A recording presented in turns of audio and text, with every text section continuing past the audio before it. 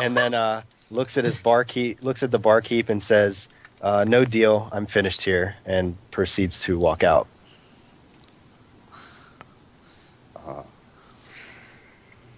Okay.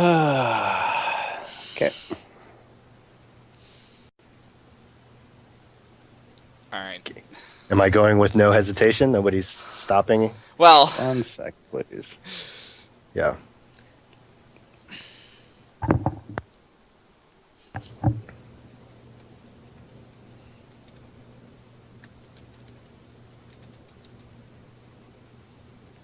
Also, to talk a little more about his alignment. So the reason I made him neutral was that he's going to react a lot based on what kind of is going on in his surroundings. So if the people around him are not so, I guess, apt to listening or finding out why he wants to know stuff like that, he's going to act unruly and not really care about anybody else's feelings. Whereas those who will inquire will kind of see a different side of him. So that's why I chose neutral the way it is. I know that Beavis was making mention about it seeming like he was playing more of like an evil character or chaotic character rather, and that's just not true. He won't be like that always. It's just this certain instance. Come on, where are you? I There don't it know is. whose side I'm going to be on in this bar fight. No worries. I've got a poison spray for you if you choose not to. I think I get an opportunity attack when you walk away.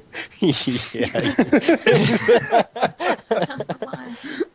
Not to mention he's not expecting it, so that might as well be a coup de grace. Yeah, it could be. Crook's trying to be nice. by the way, Kiyomi's gonna look back to the other dude that she played cards with, see how he's reacting.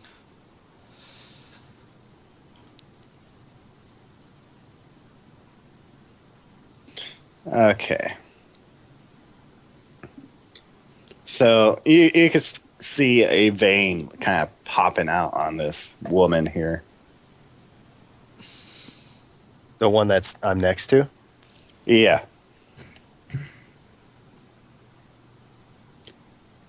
Is she secretly the clay golem from the last game? The clay golem. Whatever that thing was that dude evoked. Remember he was like 600 feet tall or something crazy?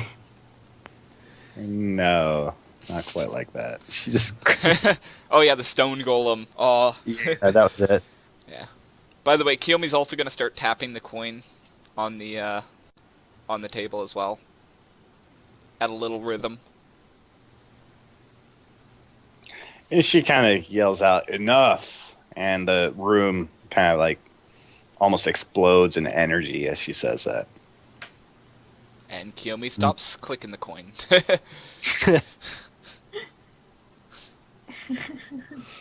She looks at you and how about says, that ale? "You want to know about my amulet?" Yeah, whenever that energy goes out, you can kind of see Mordecai like almost breathe it in, as if it was like a scent that kind of went through the room. And you see him like grin about it. And he said, "There we go. Now we're talking." He's like, "Yes, all I want to know is about the amulet." He says, "I don't want it. I don't care to have it. You can keep it around your neck for all I care. I just want to know about it."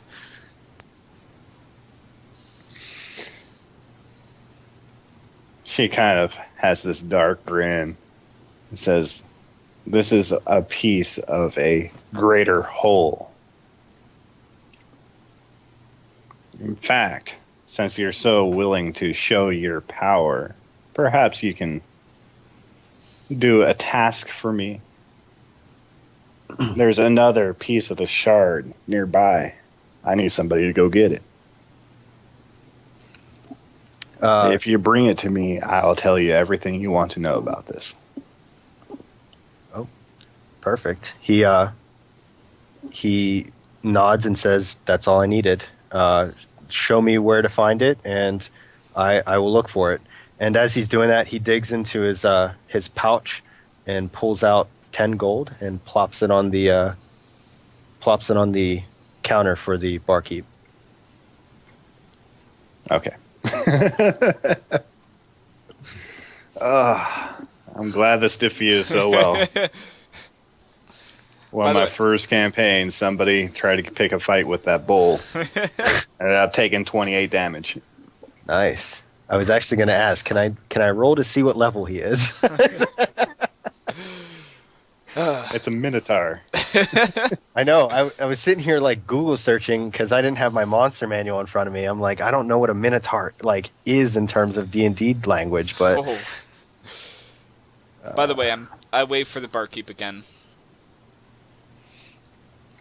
He picks up the 10 gold and the note and walks over to you. I request to see the note. He hands it over to you. And also, I order another drink as I read over the note. He pours you another drink. The note says they're looking for people who seek power, knowledge, wealth to recover some lost artifacts.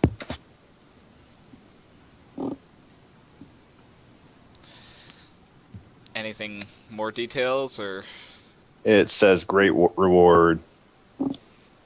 It doesn't say anything more than that. Not who to contact or what to do. Just It says to burn the note if you're interested. all right. to burn it? Hmm. I look over at the woman and pull out the my flint and tinder. I think that's what it's called. Whatever it is. Tinderbox. Yeah, whatever it is. I drink. I like down nearly all of my drink and start That was going to be fun. burning the note as I place it into the drink. Okay. It burns a kind of golden color. The smoke smells very cinnamon-like. Kiyomi's intrigued. Mordecai's like, I love cinnamon. Oh, And that's this woman looks at you and looks back at Mordecai. Looks like you have somebody that will help you. He looks over at where the note was burning, and he looks back at her and says, "The dishonest one. You want to trust her." Well, with somebody as honest as you with her, maybe. And there was a lot of sarcasm in that sentence. Yeah, he heard it. He goes, I read a lot about your sarcasm. Yes, it comes through so well on text. Yeah.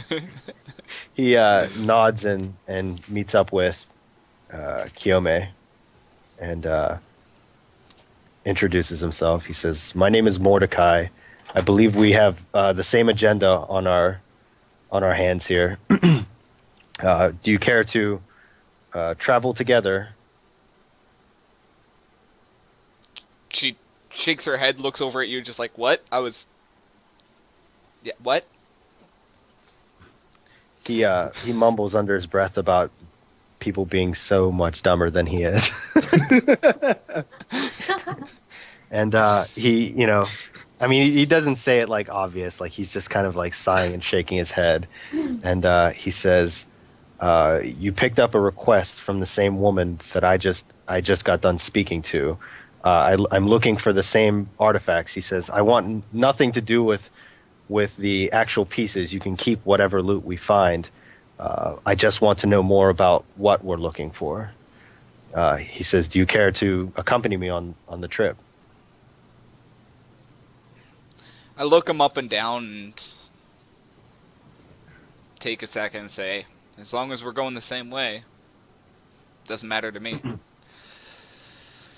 You did kind of see him vaporize half the table. I know. He nods. He nods, and he says, I'm sure my magics will come in handy." The lady walks up to Nilo. Are you still twirling your spear through all of this conversation and yelling and confrontation? That's sheer monk focus. Sarah says, "Well, I'm quite focused on my study of the arts, martial arts." This lady looks at you and says, "You should go with him." And Sarah says, "Well, why?" Your expertise will assist them greatly. And Sarah chuckles and she's like, "Why? They all seem like bullies and dishonest folk." Here, Mordecai, I'm not a bully. It doesn't seem very Bully, nice, bully, bully. benevolent. She says, the group that have the shard is a group of rogue monks. And Sarah's intrigued by this rogue monks, you say? Yes, monks that use their abilities for evil. They're not tied to the laws of any monastery. Sarah nods. Interesting. They may I'd like have to know more some about monk them. tomes. They have tomes. Yes. Techniques. Techniques. Oh, they have special techniques. Sarah nods and thinks over it for a moment. All right, I can see where my interest lies in this then. Perhaps I'll join the journey. She looks at Kronk and shakes her head and walks off.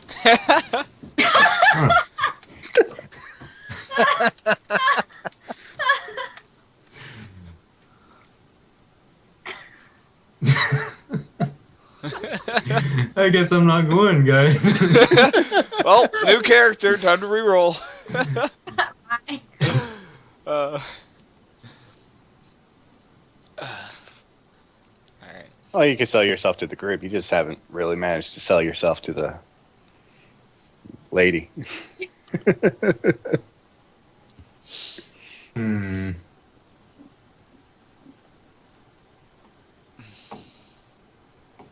Well, Crunk's already tried to talk to everybody. They're all mean.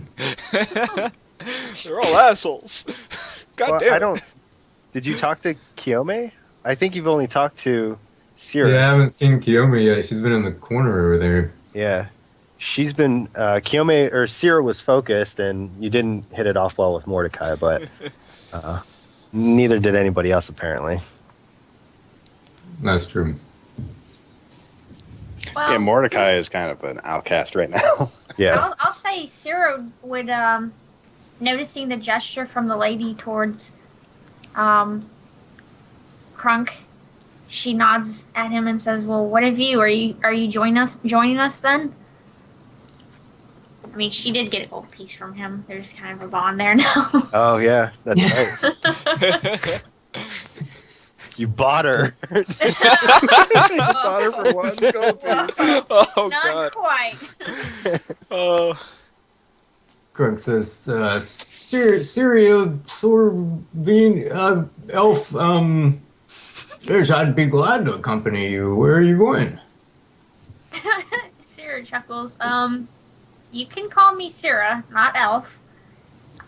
It seems that we're all on a trip to find a shard and some rogue monks. And then nods to Kai. But these it's subtle wolf then, right? skins. I'll bet on these wolf skins. We can just make money. He crumbles up the wolfskin poster and drops it on the ground and says, I'm game. It sounds like a good time. What, the Minotaur doesn't come after him?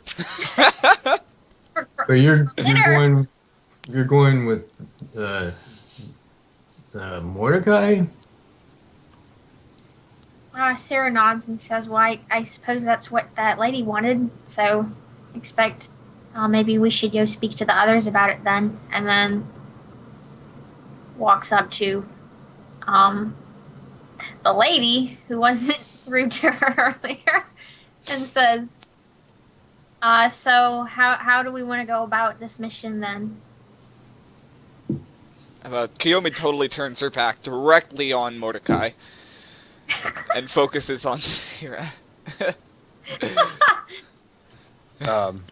Also, Mordecai was not rude to Syrah. Wasn't he though?